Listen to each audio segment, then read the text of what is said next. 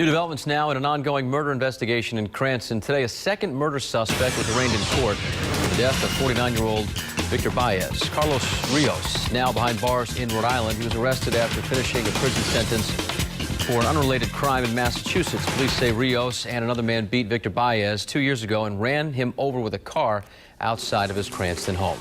Eyewitness News reporter Sean Daly is working the story, and he has the very latest from the Kent County Courthouse, joining us live with the latest from the mobile newsroom. Murdered. A second suspect is now under arrest in the killing. 39-year-old Carlos Rios facing a judge in Warwick this morning accused of murder in the death of 49-year-old Victor Baez of Cranston. The police say Carlos Rios and 31-year-old Carlos Sanchez got into a retaliatory fight with Victor Baez after he had fought with them in a nightclub and at an after party.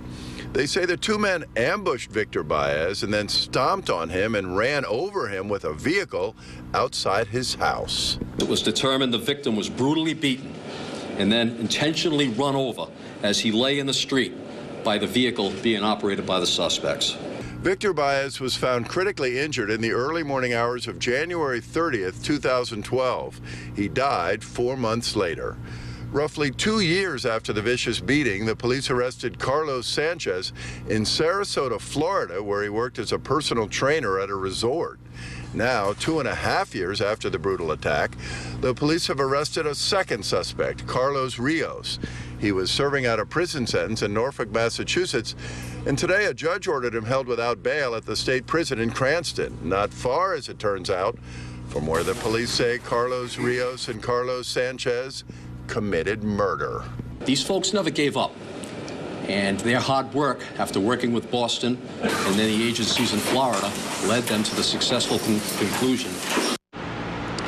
The wheels of justice may turn slowly, but they do turn.